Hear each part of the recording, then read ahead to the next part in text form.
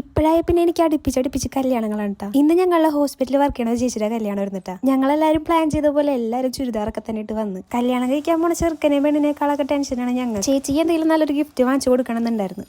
അപ്പം ഞങ്ങൾ തീരുമാനിച്ചു ഒരു ഫ്രെയിം സെറ്റായി കൊടുക്കാം. കൊടുങ്ങല്ലൂരുടെ പ്രസക്തിയിൽ നിന്ന് ഞങ്ങൾ ഫ്രെയിം സെറ്റൊക്കെ വാങ്ങിച്ചിട്ട് നേരെ ഒരു എഡിറ്റിംഗ് സെന്ററിലേക്കാണ് പോയത്. ഇത് ഞങ്ങൾ അവിടെ ചെന്നപ്പോൾ കണ്ട കാഴ്ചയാണ്. ഇതൊക്കെ അവർ കഴിച്ചതാണെന്ന് തോന്നുന്നു. എന്തായാലും കൊള്ളാം, വെറൈറ്റി ആയിട്ടുണ്ട്. അങ്ങനെ ഞങ്ങൾ അവിടെ നിന്ന് ഫോട്ടോ ഒക്കെ എഡിറ്റ് ചെയ്ത് അവിടെ തന്നെ വെച്ചിട്ട് ഫ്രെയിം സെറ്റ് ആക്കി ഇരുന്നിട്ടാ. നമ്മുടെ ദൈവന് ഫ്രെയിം ഒക്കെ സെറ്റ് ആയി കൊടുക്കുന്ന ഒരു ബിസിനസ് ഉണ്ട്. അതുകൊണ്ട് ഞങ്ങൾക്ക് ഫ്രെയിം സെറ്റ് ആക്കണ കാര്യത്തിൽ യാതൊരു ടെൻഷൻ ഉണ്ടായിരുന്നില്ല. എല്ലാം ഉള്ള കയ്യിലായിരുന്നു. ബസ്സിൽ കയറിയപ്പോഴാണെങ്കിൽ ബസ്സിൽ കയറിയ ഫീൽ ആയിരുന്നില്ല, ഒരു കല്യാണം വണ്ടി കയറിയ ഫീൽ ആയിരുന്നു. ബസ്സിൽ കയറി ഇറങ്ങിയപ്പോഴാണ് ഓർത്തത് ഞങ്ങളുടെ പേരൊന്നും എഴുതിയതിൽ ഒട്ടിച്ചില്ലാന്ന്.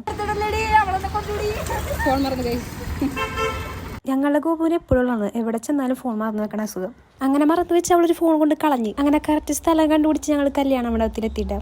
അവിടെ ചെന്നപ്പോയിരുന്നെങ്കിൽ ഹോസ്പിറ്റലിലെ ആൾക്കാർ മൊത്തം ഉണ്ടായിരുന്നു. മിക്ക ആൾക്കാരും ഡ്യൂട്ടിയുടെ എന്നൊക്കെ ചാടിയതാണെന്ന് തോന്നുന്നു. ഫോട്ടോ എടുക്കാൻ പോണ തിരക്കിൽ അവർക്ക് ഞങ്ങളോട് സംസാരിക്കാനൊന്നും പറ്റിയില്ല. അതുകൊണ്ട് ഫോട്ടോ ഒക്കെ എടുത്ത് കഴിഞ്ഞിട്ട് നേരെ വന്ന് ഞങ്ങളുടെ അടുത്ത് എടുത്തിട്ട് അവരെ കൊടയൊക്കെ ഞങ്ങളുടെ കയ്യിൽ തന്നിട്ടാണ് പോകുന്നത്. ഞങ്ങളുടെ കയ്യിൽ പിന്നെ എല്ലാം സേഫ് ആണല്ലോ.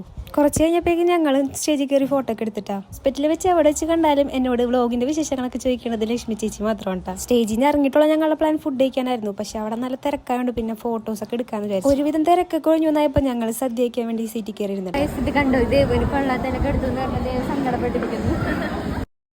ഈ മുഖത്തെ എക്സ്പ്രഷൻ കണ്ടിട്ട് എനിക്ക് തോന്നിയില്ല സങ്കടം. ഇത് കണ്ടിട്ട് എനിക്ക് തോന്നിയത് ഫുഡ് വരാത്തിന്റെ വിഷമം വരുന്നു. ചോറ് സാമ്പാറും എന്നതിന് മുന്നേ കറിയൊക്കെ എടുത്ത് കഴിക്കുക എന്നിട്ടാ ഗോപു. എന്നിട്ട് എന്നെ നോക്കി എക്സ്പ്രഷൻ ഇടായിരുന്നു, കൊള്ളാം പറഞ്ഞു.